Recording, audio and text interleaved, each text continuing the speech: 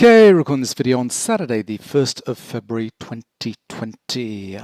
It's just mid-morning here in Hawaii.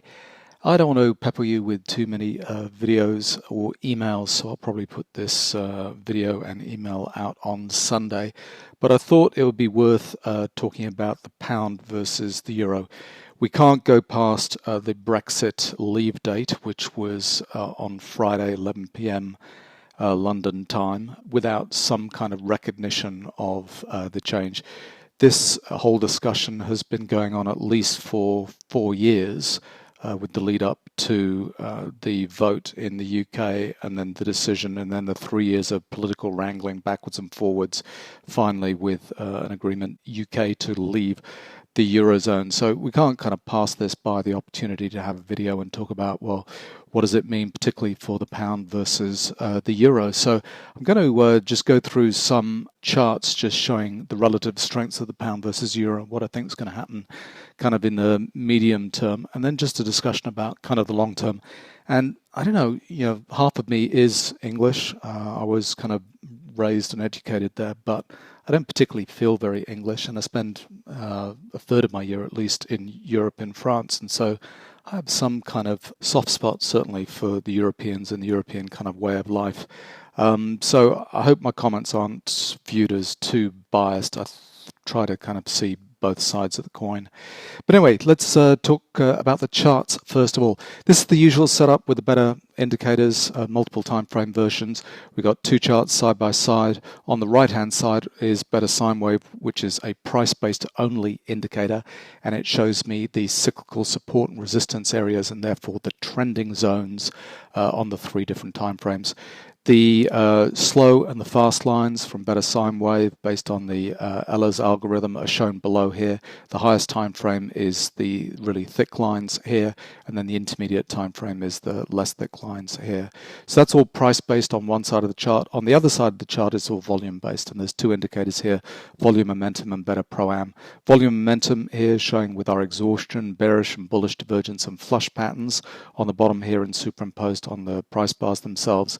And then the professional and amateur activity. Blue bars are professionals, yellow bars are amateurs. And then the background is shading for what I call the combo trend, is when everything is kind of lined up, all three indicators are kind of lined up in one direction or the other. Downtrends in grey, uptrends in red. So the first thing to note is that we are in an uptrend in the British pound and have been since kind of early October. That's about the 10th of October, kind of there. I forget what particular news or event triggered that particular spike in the pound. There was so much going on last year with the discussions backwards and forwards in Parliament about what to do and so on. So I don't know what actually triggered that kind of bottom in the pound and the rally, but we've been rallying kind of ever since. We put in a little pullback to end of trends on the lowest time frame, syncing up with cyclical support or an overshoot of cyclical support on the highest time frame.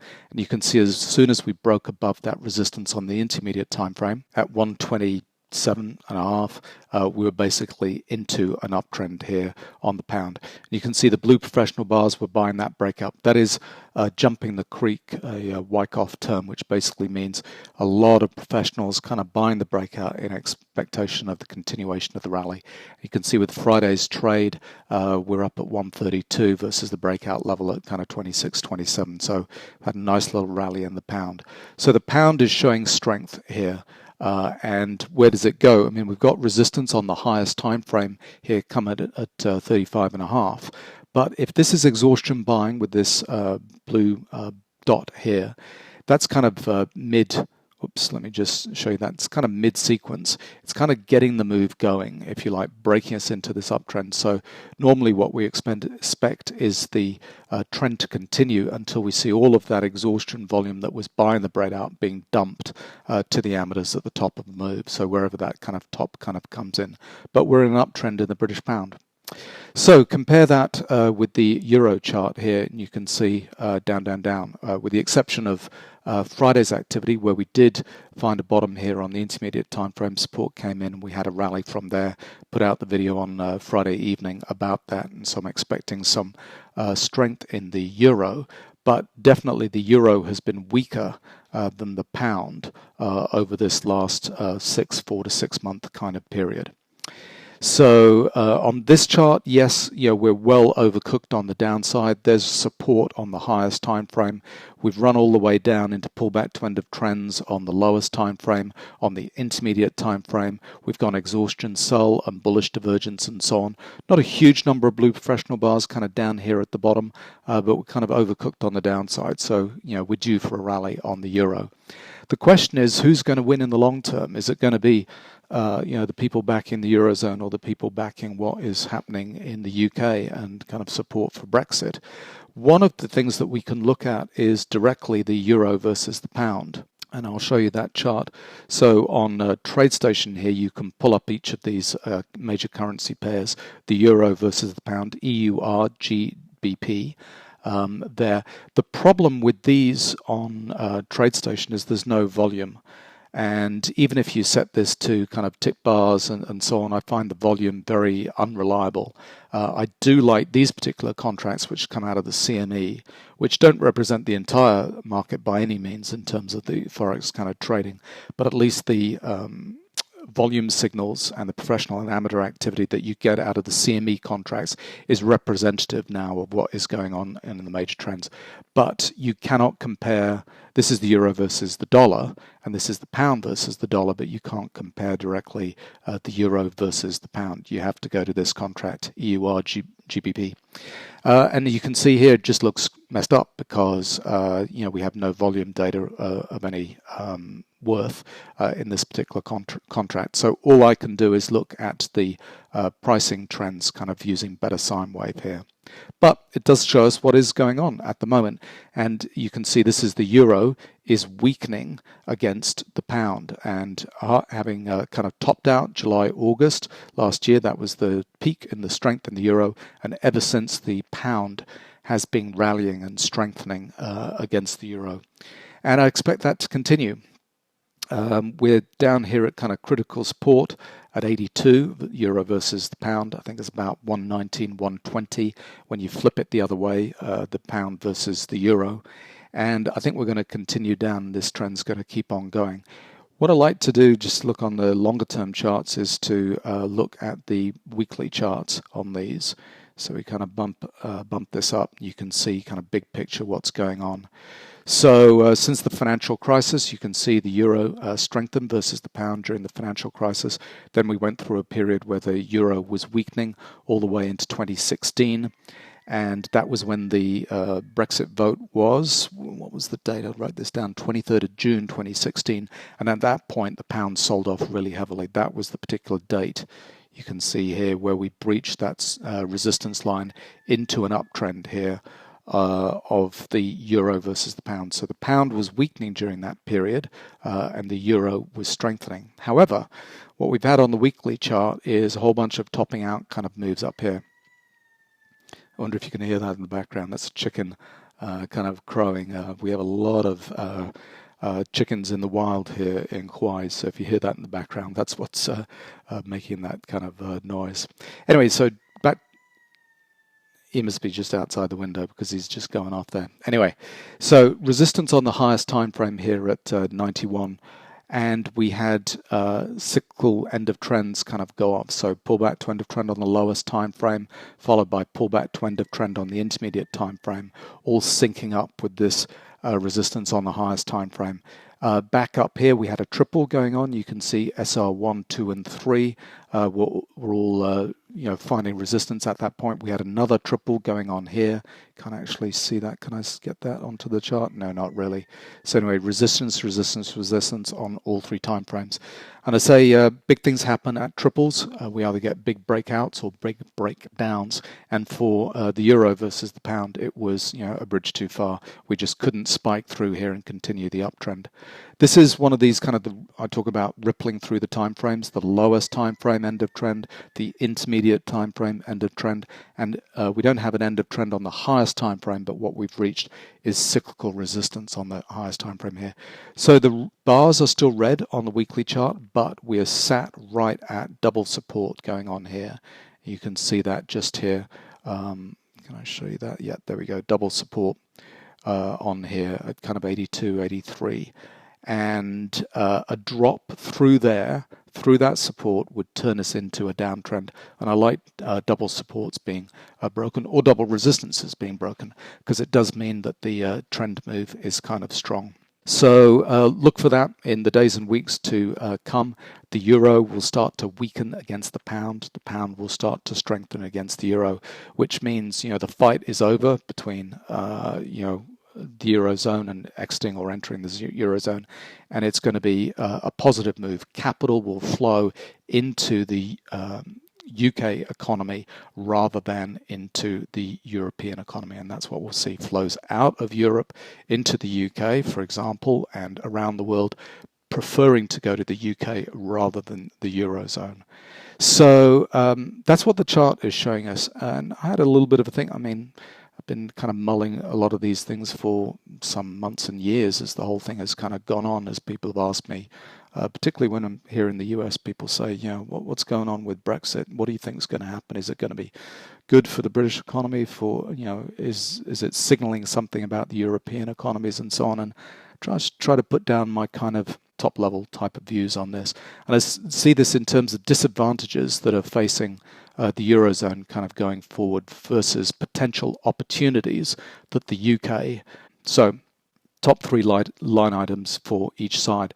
In terms of the Eurozone, they have a real problem because they have in the euro an inflexible exchange rate between very different types of economies.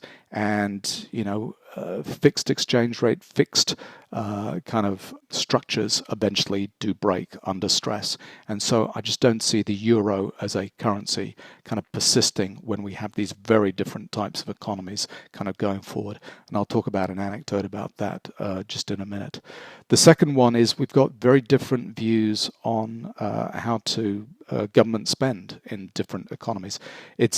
To some extent, it's the Germans versus the rest, or you could see kind of the Germans and the Scandinavians versus the rest. But this whole business of austerity and balanced budgets versus, deficit spending being financed by, central banks. So some form of quantitative easing, whatever that kind of moniker is for that. But these two very divergent views of how to run a government spending are clashing and will increasingly clash kind of going forward. The Germans are very much marked by what happened in the 20s with the Weimar Republic and runaway inflation, and that's kind of scarred them mentally for their decision-making process in the future, and it means that they tend towards austerity and balanced budgets. On the other side, we have the French, particularly the Italians, the Greeks, and so on, who've not ever kind of subscribed to that more austere kind of viewpoint of the world. Point in fact, the French have not balanced a budget since 1973. There's a lot of countries around the world that haven't balanced a budget in a very, very long time, but that kind of takes the cake. The French, since 1973, have never balanced a budget, and that will just clash with the German kind of view of the world. And someone will have to win and someone will have to change, whether it's the French or the Germans, who knows. And then the last kind of disadvantage that the Eurozone faces, in my opinion, is that this centralized control versus some opposing viewpoints. The European zone is aligned on many things, but there are some big items that are coming to the fore which will fracture the union. One is this whole problem of immigration coming from North Africa and up into the Eurozone with free movement of people and so on, and that's creating a huge stress not only for the nationalistic kind of more movements, the Marine Le Pen type movements in those different European countries, but also the stress on the social structure of those countries. So providing housing, healthcare, jobs, social security payments and so on for a less educated immigrant kind of workforce that's fleeing problems overseas. I know the Syrian problem has kind of certainly dialed down in the last 6 months or so, but don't forget the largest population increase we will see around the world in the next 30 to 50 years is Africa. Africa is exploding in terms of population growth, and the Europeans are going down in terms of population growth. And I just think from that North Africa there will be an increasing flood that pressure will just continue and continue. The Syrian problem, temporarily has kind of gone away, but the pressure from Africa of people kind of fleeing northwards to supposedly a better lifestyle in Europe will continue. So immigration will continue to be a huge problem, with opposing views in the Eurozone about what to do about it. The second one that people don't talk about a great deal right now is tax rates. There's a move within the Eurozone to harmonize tax rates, particularly corporate tax rates in different countries. And to some extent, that is a lever that each of those local current countries are using in order to generate growth and inward investment, particularly Ireland. Ireland has an extremely low corporate tax rate, which has caused all of the high-tech companies to base some of their business processes in Ireland. And the Europeans, the Germans, and particularly the French hate that, and they want everybody to have the same corporate tax rates. That will be one of these footballs that is kicked around in the next few years, and is going to become a huge source of discourse between the different Eurozone countries. And lastly, climate change. I mean, Europe kind of presents this picture of we're all behind, climate change policies and so on, all led by the Germans, who are getting rid of their nuclear power plants and moving to renewables and solar and wind and so on. But there's Poland sitting there with the largest coal reserves in the zone. They have pretty much all of their electricity generation is coal-based, and that is going to become a huge issue between different countries in the Eurozone. It's like, so how they approach the climate change and what pressure they put on the different countries to assimilate in terms of being one kind of union. So in terms of the Eurozone disadvantages, these are some big things that are going to be problems that are not easily solvable kind of going forward, and it'll put pressure on the Eurozone political kind of structures, and I think will also make it difficult for people to say, should I invest in the Eurozone or the UK, for example, kind of going forward. And I think it'll be easier to make an argument to make the inward investments, capital investments into the UK rather than the Euro. So in terms of the UK and the pound, what kind of opportunities are there? And I don't think this has been very well kind of put out by Boris Johnson. I mean, his thing has all been about, let's get Brexit done. But during the election, he spoke about, let's get Brexit done. But now it's interesting, the Conservative Party is kind of putting their manifesto forward as, let's unleash Britain's potential. And so what do I see the opportunities for the UK kind of going forward? One of the ways that they can differentiate themselves from the Eurozone and make themselves a more attractive place for inward investment, people to come work and live and so on, is number one, a free market, free trade, lower tax, lower corporate and personal tax environment. That's one thing. They're definitely moving in that direction. Whether it will be a really strong move in that direction, we'll kind of wait to see. I don't think you can play around the edges and just be a little bit better in terms of corporate and personal tax rates and free market and so on than the Eurozone. I think you have to be substantially better to make a real difference there. And we'll see how strongly he kind of moves in that direction. The second thing is the opportunity in terms of all of the high-tech type businesses in the UK. So we've got fintech, which is which the UK is a leader in. So this is internet technology and banking or finance, kind of insurance and so on. The whole fintech thing. Biotech, again, the UK's a leader there. It needs to double up on that. The city as a financial centre in that particular time zone, absolutely key, has to kind of keep on powering forward.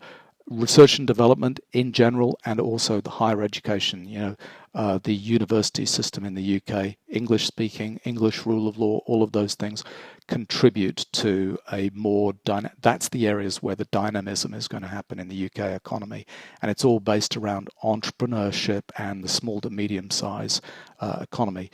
Don't forget that the UK is a small to medium-sized economy versus you look at the German and French economies, the Italians to some extent, they're heavily biased towards very large government-funded or government-supported kind of enterprises. So that's the opportunity that the UK has going forward. And lastly, and this is a big thing now, the ability to control the political agenda going forward. Boris Johnson won, and the Conservatives won a resounding win against the Labour Party in the last elections. And the Labour Party is decimated. They're out of contention for at least the next 2 rounds. So I don't know what the fixed term election law is in the UK, whether it's 4 years or 5 years that they have to have elections. But anyway, the next 2 cycles, we're talking about 8 to 10 years, Boris Johnson basically has a clear run because he has no opposition in Parliament, in government of any note against his policies. So it's a question of being visionary in looking forward and really drawing a big picture and a big step jump in how he sees the UK being in the future.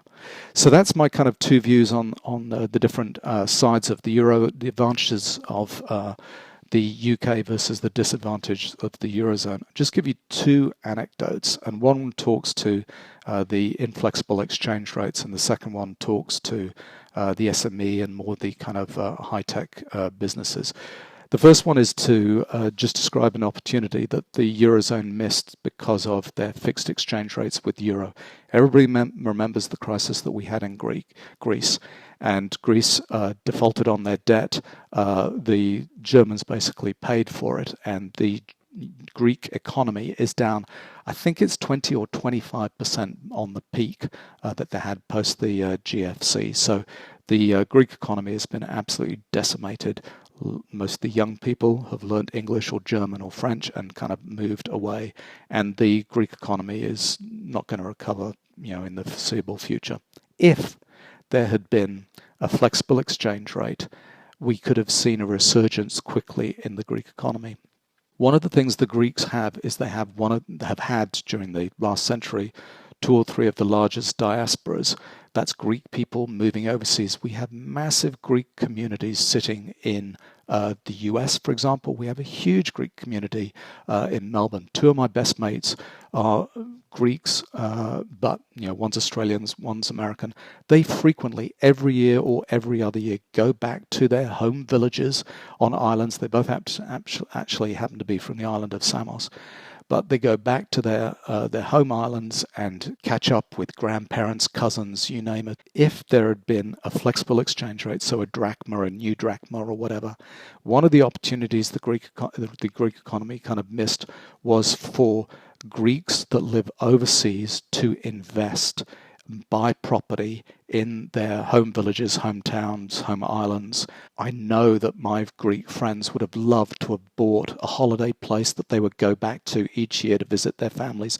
Imagine if Greek property prices had collapsed 30 to 50% and people with money overseas would have been able to grow, to buy into those real estate markets, and then they would spend money renovating those properties, buying land, putting in agricultural small farms or little holdings and so on. They would have loved to have had those opportunities, but because of the fixed exchange rate, what we've had is the property market in Greece has just been stagnant for 10 years. Nothing has moved because those prices are set in euros. People psychologically are not willing to drop those prices, and so they have stayed fixed.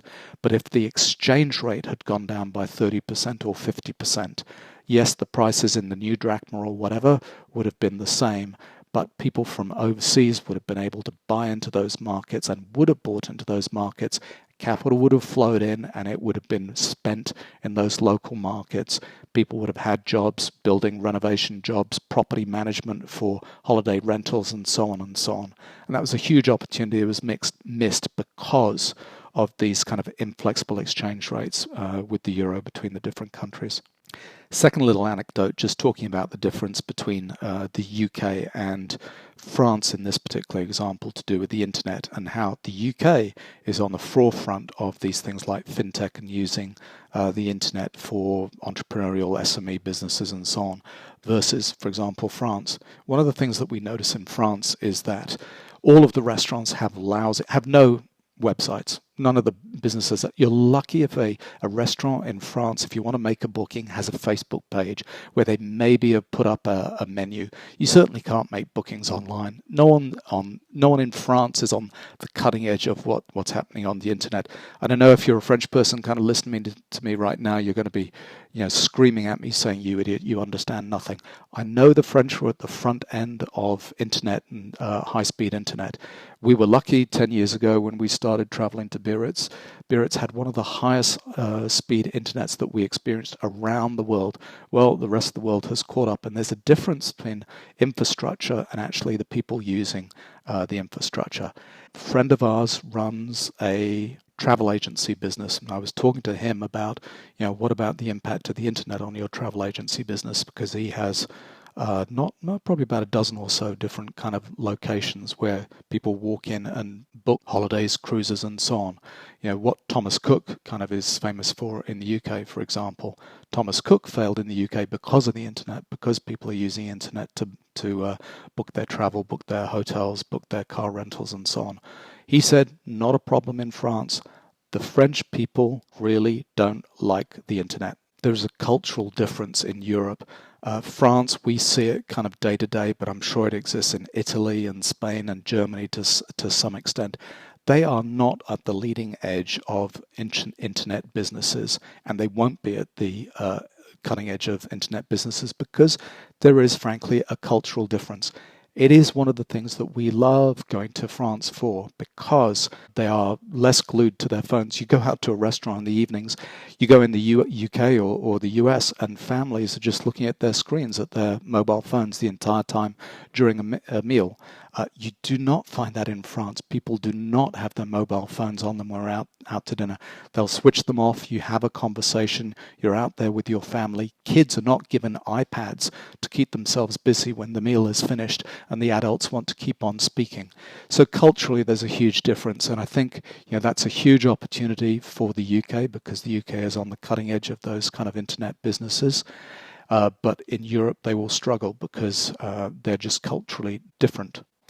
So there we go. Rambling thoughts about the difference between the Eurozone and the pound kind of going forward. I hope you appreciated the charts where I can actually show you some real data on what's going on in terms of trends and so on.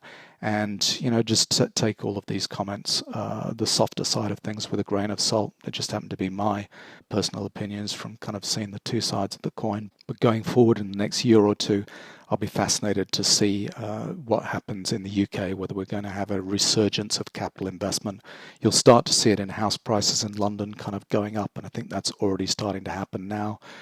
Major announcements in terms of businesses moving their free trade announcements and so on. And I look forward to seeing what actually happens, and hopefully it's kind of plain sailing for the UK going forward, because the last 3 years has been absolute hell for the British people. They've been torn apart by this whole Brexit issue.